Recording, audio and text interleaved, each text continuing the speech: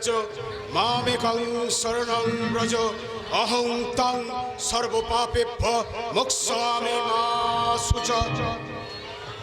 বাবা যদা যদা হি ধর্মস্য গ্লানি ভবতি ভারত অভ্যুত্থানম ধর্মস্য তদাত্মানম সৃজাম্যহম।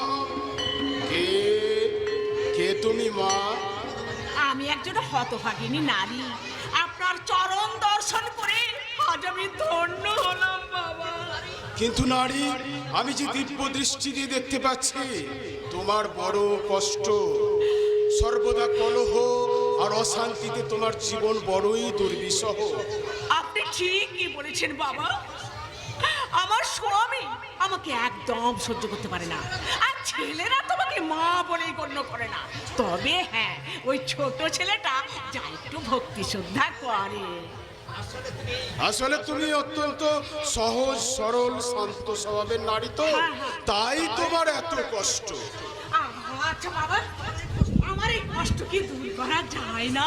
নিশ্চয়ই যায়। আমি তোমার সমস্ত কষ্ট লাঘব করে দেওয়ার ব্যবস্থা করে দেব। আপনার মহিমের কথা শুনেই তো আমি ছুটে এলাম বাবা।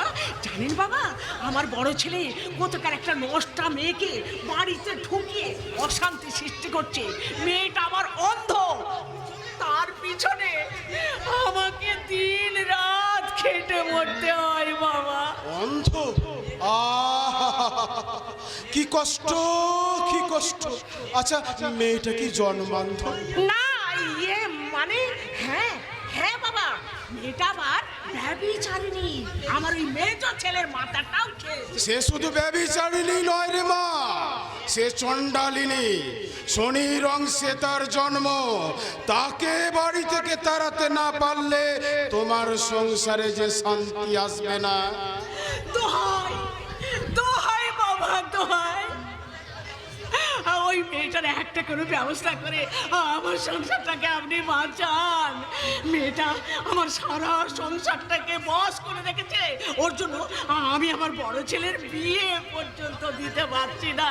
আপনি আমায় উদ্ধার করুন বাবা, আপনি আমায় উদ্ধার করুন। কিন্তু সে তো বড় কঠিন কাজ রে মা, তা কি তুই পারবি? হ্যাঁ, আমাকে পারতেই হবে বাবা, পারতেই হবে। তাহলে শোনো, শোনো বৎসে, সামনের অমাবস্যায় ওই দুষ্টা নারীকে নববধূর সাজে, অর্থাৎ সীমন্তে সিঁদুর, হাতে শাখা পলা আর গলা ভর্তি সোনার গহনা পরিয়ে গভীর রাতে গোপনে আমার মঠে পৌঁছে দিয়ে যাবে।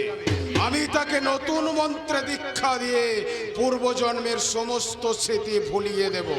তাই হবে বাবা, তাই হবে। কিন্তু সাবধান নারী, এ কথা যেন গুণাক্ষরেও কেউ জানতে না পারে। কেউ জানতে পারবে না বাবা, কেউ জানতে পারবে না। জানতে পারলে তোমার সন্তান কিন্তু উন্মাদ হয়ে যাবে। এবার তাহলে আসি বাবা। চরণামৃত পান করো। দিন, দিন। আসি বাবা, আসি। সাবধানে যেও মা, রাস্তাঘাটে দুষ্ট লোকের তাণ্ডব বড়ই বেড়েছে।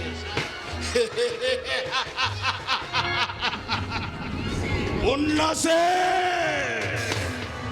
এবার তুমি আর এক নতুন পুজোর জন্য প্রস্তুত নাও, আর সেই পুজোর নৈবেদ্য হবে যৌবনের তাজা মধু। মৌচাকে ঢিল পড়ছে গুরুদেব, সারা পলাশপুরের মালটার উপর আর এক পাটি নজর পড়েছে। উপড়ে নেব তোর চোখ দুটো, আমি উপড়ে নেব তোমার। বলো বলো, কে সেই ভাগ্যহীন? তার নাম বচ্চন সেন। বচ্চন সেন? হ্যাঁ গুরুদেব, এই এলাকায় নতুন আমদানি। রাস্কেলটার ওপর নজর রাখো, কোথায় যায়, কার আন্ডারে কাজ করে। 24 ঘন্টার মধ্যে সমস্ত সংবাদ আমার চাই তোমার। সেই সংবাদ আমি জানি গুরুদেব। ব্যোমকেশ, হ্যাঁ গুরুদেব, বচ্চন সিং একাই কোকেন, হিরোইন আর সোনার বিস্কুট চুরাই কারবার করে। আজ পর্যন্ত কোনো পুলিশ থেকে অ্যারেস্ট করতে পারেনি। না, নেভার। এই মুন্না সেটের মালের উপর নজর দিলে এই মুন্না সেট তাকে নিজেই একদিন অ্যারেস্ট করে ফেলবে। যাক যাক সে কথা শোনো, কাল তোমাদের একটা সিরিয়াস ডিউটি করতে হবে। Serious duty. কাল তোমরা জলপথে মান্তুর ঘাটে গিয়ে পৌঁছাবে। সেখানে গিয়ে দেখবে সারি সারি জলজাহাজ বিদেশে পাড়ি দেওয়ার জন্য অপেক্ষা করছে। তাদের প্রত্যেকের মাস্তুলে জ্বলছে ব্লু লাইট। ভালো করে লক্ষ্য করলে দেখবে একটা জাহাজের ব্লু লাইট 15 মিনিট অন্তর কয়েক সেকেন্ডের জন্য নিভছে।